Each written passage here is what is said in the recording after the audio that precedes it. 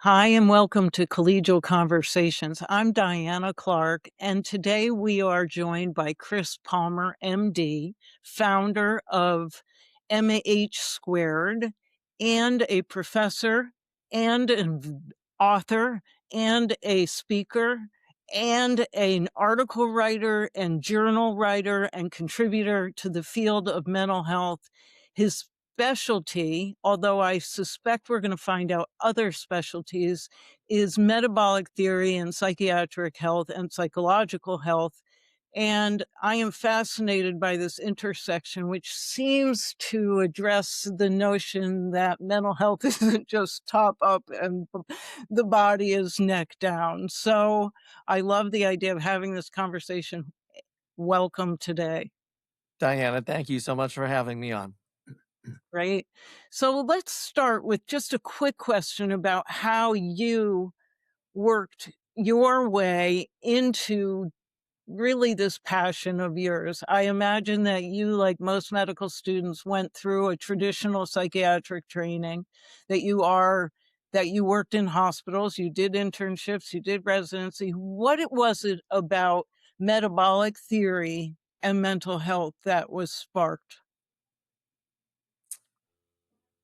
Oh, I think you have no idea how long the real answer to Okay. that question All right. is, but Ready? but I'll share, so back in medical school, I was not thinking about metabolism whatsoever. Sure. I think I'm going to start. This isn't exactly the way you phrased the question, but for me, what I hear in your question is what sparks your passion for mental health or mental health field. Okay. And With that. and because it relates to my work with metabolism and why it's so important. And Okay.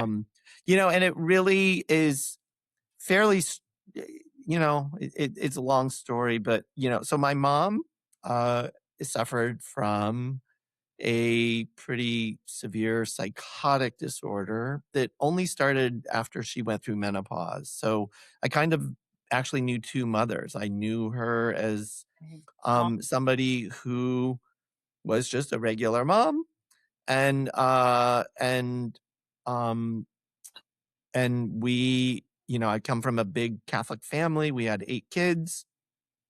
And then through a whole series of really traumatic, very stressful life events that were no fault of her own, but she suffered tremendously with that stress and happened to be going through menopause around the same time.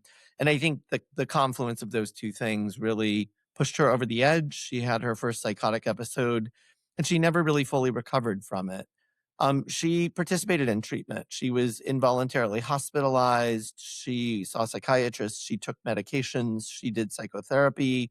She did everything she was asked to do. And she ultimately never got better.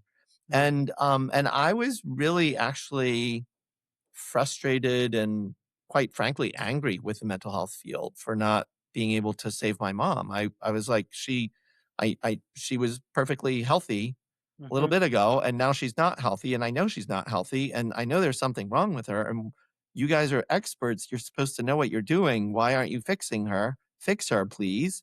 Um, I was, when it first started, I was 12 years old.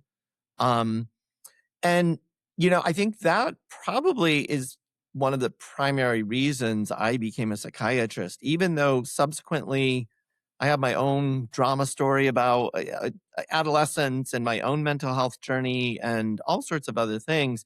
But ultimately, it was really that. It was that helplessness of seeing somebody that I loved suffer in profound ways and not get better, even though they were actively participating in treatment. And so by the time I get to medical school, initially I really hated psychiatry. I wanted nothing to do with it. I hated it as a field, but ultimately kind of determined, no, this is actually what I think I need to I do. know, This I is, know. I think this is where I need to go. Um, and then, and then for years, I'm working at Harvard Medical School, McLean Hospital, one of the leading psychiatric hospitals in the world, really. Yeah. Um, treating treatment-resistant mental disorders. And no question, the treatments I'm offering and that we're offering are helping some of the people, and some people are getting profoundly better. And every now and then I can kind of pat myself on the back and feel like I'm saving a life and doing good work. But but I tend not to focus on the successes. I tend to focus on the people I'm not helping and what am I missing and what do I need to be doing for this person? Why aren't they getting better? Why are they like my mom? What are we missing? What because they deserve to get better too, and they have families who are equally passionate. And so that was really kind of the early part of my career, was really just an interest in treating severe treatment resistant mental disorders.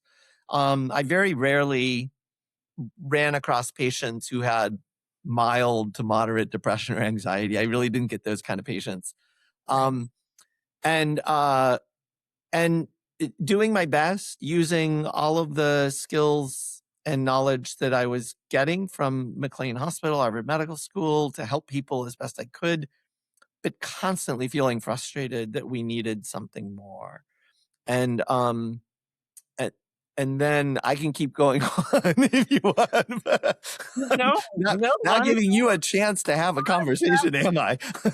not about me. Sometimes it is, but today is really about this. I'm really interested. Please go on. And well, so it was really when one of my patients who had schizoaffective disorder, cross between schizophrenia and bipolar disorder, he asks for my help to lose weight. And I had already been using low carbohydrate and ketogenic diets for at least 10, 15 years at that point. For some mental health conditions, even depression, anxiety, other things. And I had had my own personal experience using low carbohydrate diets and seeing improvement in my mental health. Mm. But this man had a psychotic disorder like my mom. Right. And he asked for my help to lose weight. And so I put him on a ketogenic diet for a variety of reasons. We didn't start with that. We had tried other weight loss methods, they didn't work for him. And then we end up trying a ketogenic diet. And within 2 weeks, I'm starting to see a powerful antidepressant effect. And I had not at all expected or anticipated anything in him because he has a psychotic disorder. And I'm thinking, I mean, all of my training told me his brain is different than everyone else's brains. Like he has a condition that's probably a lifelong condition. There's almost no hope of recovery or remission for him, that he's going to have this probably until he dies. Um, and the best we can hope for are medications that will reduce symptoms, reduce suffering, keep him out of the hospital, keep him out of trouble. And that's what we'll do. We'll do that for him, and that's his lot in life. And so 2 weeks in, and I'm already seeing a powerful antidepressant effect. And then the thing that just completely changed the trajectory of my career is about 2 months in. So it doesn't happen overnight. 2 months in, he starts spontaneously reporting, Dr. Palmer, you know those voices that I hear all the time? They're going away. You know how and then he tells me about his paranoid delusions again. You know how I thought all these families were controlling my thoughts and all this other, and I'm like, yeah, we've talked about that a million times. Are we going to talk about that again today? And he says, No. I don't think it's happening anymore. And maybe it never was. Like, now that I say it out loud, it sounds kind of crazy. And maybe that was never happening. And essentially that completely changed the trajectory of my career. I mean, to coin a phrase of when I was growing up, that must have blown your mind to hear that kind of insight from somebody who you hadn't imagined was gonna be capable of it. It in every way. I mean, I was really fortunate in that his father was very actively involved. He lived with his father. His father was very involved in his care, day-to-day life. And he was also seeing a Harvard psychologist, one of my colleagues, for psychotherapy. And the reason I'm saying this is because I was actually in disbelief and almost questioning my own sanity. Like, this Right. cannot be happening. What is happening here? This is impossible. It is literally impossible. And but I had both of them to reality test with me. And I went to both of them and I said, are you two seeing what I'm seeing? Because I'm having trouble believing what I'm seeing. Right. And they both said, no, we're seeing it too. Like, what are you doing, Dr. Palmer? Like, you're the doctor. Figure this out. Like, you Well, figure this out. right. But something is happening and we have no idea how to understand it. But his schizophrenia is going away. And this is impossible. Like, this is impossible. And I'm thinking it is impossible, but I think it's up to me to figure out how this even makes sense. Um, and then literally within months, I'm using it in one of my other patients with schizoaffective disorder now to see, hey, is this reproducible? Could somebody else get this type of a benefit? And she too has profound changes. And I published those 2 case reports in a journal called Schizophrenia Research. And Mm, that really, in my mind, launches not only kind of a new trajectory in my career, but what is rapidly becoming an entirely new field. field. So just to share, like to fast forward now, like those are anecdotes.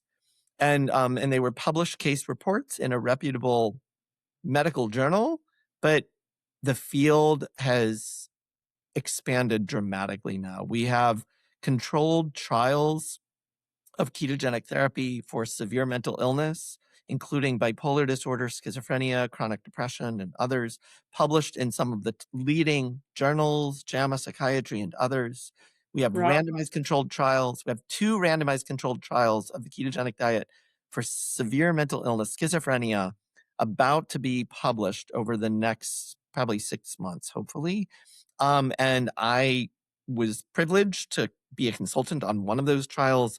And Right. although I cannot tell you the results of that trial, I Oh, can tell you I am really, really excited you're about the really release excited about it. because, yay, vindication. This actually really works in controlled trials, and I am really excited about what this field means for the millions of people who were like my mom, who were doing treatment, they weren't getting better.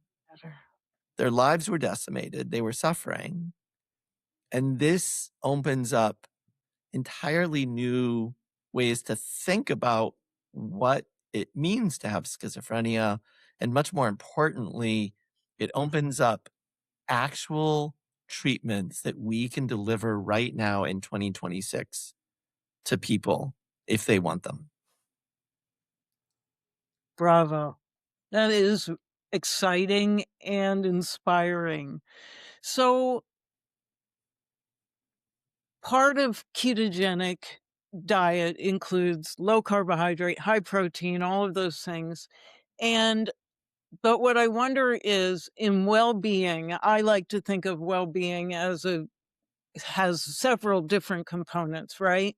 Were those people then able to connect to other people in more ways that were connective and nourishing to them? Were you noticing their ability to um, make friends, connect with others, have better relationships with family? Was that part of the healing that you noticed? I'll say that it's a complicated answer. I'll say this, that does have to be part of the solution. Oh, d There's no doubt in my mind about that, and I've known that as a psychiatrist for the 30 years I've been a psychiatrist now. Um, no question. One of the kind of y I wanna almost say tragic things about it is that when I work with people who've been ill for 20 years, their lives are decimated. I know. They've often lost all of their friends. They haven't worked in 20 years. They don't know how to work. They may not know how to live independently. They don't really have enough money to live independently. And I've seen this with several patients that as they start to get better, they actually like initially it's almost Reward. euphoria Yeah, of yay, I'm getting better, I'm getting better. My symptoms are stopping, my suffering is abating. But then they go through a phase where they like look around and they're like, what the hell happened to me in my life? yeah. And how on earth am I ever going to Going to create rebuild a new one, life? rebuild a whole life. How like and Mm. some of the common things I hear from people, who would want to be friends with me? Now I recognize I need friends. I want friends. I'm desperately lonely. I want other people to like me. I want a girlfriend or a boyfriend. I want all of it. I want a normal life. And then they quickly say, but who would want to be friends with me? I live in my father's basement. I like if they ask me, what do you do? Which is a common thing when you meet new people. What do you do? Oh, I've had schizophrenia for 20 years and I've been like, that's what I Ooh, do. right. Like, what am I supposed to say? How? And what I adamantly say is that I would so much rather be working on those problems than the problems of getting their hallucinations to stop, than the problems of chronic depression and suicidality, than the problems of paranoia. I would so much rather be working on those problems, but they are real problems. They are not easily solvable, and they can be very challenging to work on. But again, I would much rather be working Love, on those with people. right? I love that. That makes complete sense to me. So when you founded your practice, MH Square, what are some of the guiding principles that you bring? Yeah. I think the guiding principles are number one, first and foremost, let me back up and just describe MH squared. So we are a brick and mortar practice located in Wellesley, Massachusetts, but we can also see patients virtually throughout Massachusetts and Florida and Vermont. Um, by and large, we are getting people coming to us from around the world, actually. We've had patients from Australia, from all over the United States, from Europe, um, uh, and of course, local patients. We are a multidisciplinary practice. We have psychiatrists, a nurse practitioner, we have psychologists, therapists, two dietitians now, three health coaches, we have case managers. We have a whole range of services from outpatient kind of standard psychopharm, psychotherapy to a PAC team where we will go to patients' homes and see them in their homes. We probably, I would say, specialize in treatment-resistant mental disorders, which is really what I spent my career doing. And so I think that some of the things that make us unique and different, aside from that, like all right Right. away, that makes us unique and Makes a different. huge But I difference. think some of the things that make us unique and different are that we can work with anyone, whether somebody has a mild to moderate disorder and they just want evidence-based mental health care, whether it's psychopharm, psychotherapy, or they want to try maybe a more holistic treatment like changing their diet, adding exercise, improving sleep, or focusing on relationships, kind of lifestyle medicine interventions. We can do that. Um, uh, I think the basis that I kind of state for everybody is that tragically, if you believe Tom Insel, who's the former director of the National Institute of Mental Health, only about 40% of the mental health care being delivered in the United States right now is actually evidence-based care, which means 60% of the mental health care being delivered is not truly evidence-based in nature. Mhm. And and the reality is that, I've spent so much time at McLean and Harvard that I recognize sometimes evidence-based mental health care absolutely works, and we don't want to throw that out. and, Right. and let's make sure people have access to evidence-based care. So I think first and foremost, that's one of the things that should not really separate us from anyone, but it does separate us from about half the mental health care being delivered is that we understand what evidence-based mental health care is, and we make sure that people have had adequate trials of it before we move on to other trials, unless they want to move on automatically. But even when those don't work, I think that's where we are very unique, and that we have metabolic treatment strategies like ketogenic therapy, like other strategies that can be quite powerful for people, even when they haven't responded to medications or psychotherapy. And we do have this team-based approach. And so I think a lot of people, like you mentioned, like just more holistic kind of common sense strategies for human health. We are 100% absolutely offering that. And I think in a way, I guess we're privileged, and that the privilege is that we are mostly a private pay Mhm. practice. Although we have recently received funding from the Bazooki Group for a scholarship fund so that we can offer reduced fee Hey, services to people. So people who are at the federal poverty level, for example, so they're disabled from their schizophrenia, can come and see us for as little as $3 copays. Um, and which is probably cheaper than their Medicaid copay or something. Um, so but I think the privilege for us is because we are largely a private pay mental health practice. We do have the privilege of being able to see patients longer sessions, kind of include comprehensive teams, include case management for community support. So we're actually, with our PAC team, we're like going out in the community, helping people navigate the world, helping people live independently.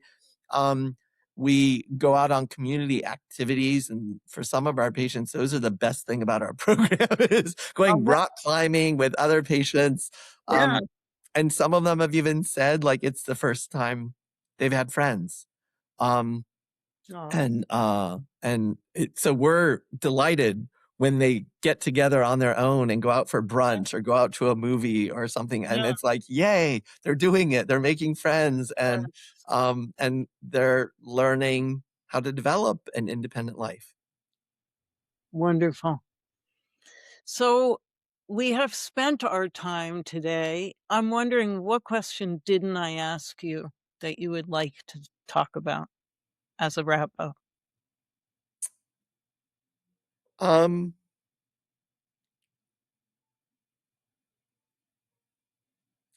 I'll just say this, because there's, for better or worse, I've actually been in the national press a lot Oh, in the last few weeks. I'm fairly Um, famous. That's right. this is getting national attention. And the politics right now in the United States and the world are very polarizing. Um, and therefore, I think that the one thing I want to say is some people hear some of this and they're skeptical. It sounds like a snake oil salesman. It sounds too good to be true. Um, One of the things that I want to say that we didn't have a chance to touch on yet is that the ketogenic diet is actually a 100-year-old evidence-based treatment for epilepsy. Yeah, And we use epilepsy treatments in psychiatry all the time. all the time. So Depakote, by all of the mood stabilizers have an origin there. Not all of they, them, but they then, yeah, most of them do. yeah, And so the one thing that I want to say is that this treatment is not about quote unquote a healthy diet, and that if everybody eats a healthy diet, they'll get rid of their schizophrenia. That's not at all the way to think yeah. about it.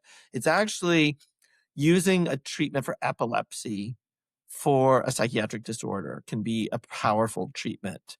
And this special diet is it really can make a profound difference for some people, because it's changing brain metabolism, it's changing neurotransmitter systems, it's reducing inflammation, it's changing the gut microbiome. It's doing all of these things that we actually know about. And so there's a tremendous amount of science to this. Um, the other thing that I want to say is that I really I really feel torn sometimes, especially being in the national media, of somebody who tries to offer hope to people who are otherwise hopeless and have given up, and balancing that with accurate, credible Don't say scientific that. information. Because I don't Yeah, want to give false hope, and I don't want I don't want anybody to think this is simple. I don't want anyone to think that, oh, I'm going to put you on a diet and it's going to cure your schizophrenia, because that's not at all the way I think about it. Mhm. And I think, as I just shared a little bit ago, even when people respond beautifully to the treatment, you then have a whole mess to Oh, pick to try to deal with, of now your life has been decimated, and how are we going to help you with that, and what. right. So I encourage people to get professional help if they want to think about this, because there's a lot of science to this treatment. It's not a do-it-yourself project. And why do I say that? Because I don't think treating schizophrenia or bipolar disorder For is a sure. do-it-yourself project. It's Right, just it right. People should not go out and just try to do this on their own and hope for the best. They should work with professionals who know what they're doing. Um, but the final thing I'll say is that for all of you out there who are hearing this message, and either you or a loved one has a severe mental illness and you haven't gotten all the way better, please don't give up hope, because there really is an incredible amount of science about to come online. A lot of it's already there, but the pieces are finally coming together to help us better understand and connect these pieces of what we call mental illness, and put the puzzle together and come up with solutions that can dramatically improve people's lives.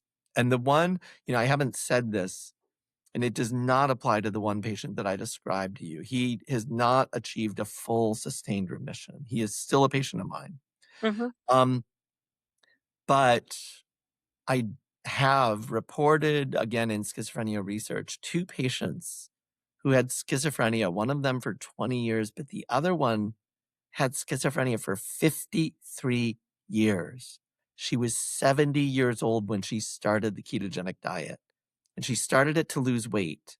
And both of them achieved lasting remission of schizophrenia symptoms off of antipsychotic medications.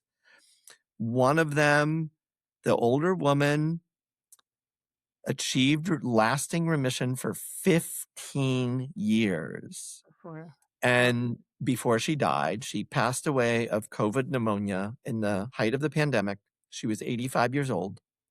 Um, but the other one is still alive and well. She is, I believe, in her early 40s now. She's she gave me permission to publish her case report.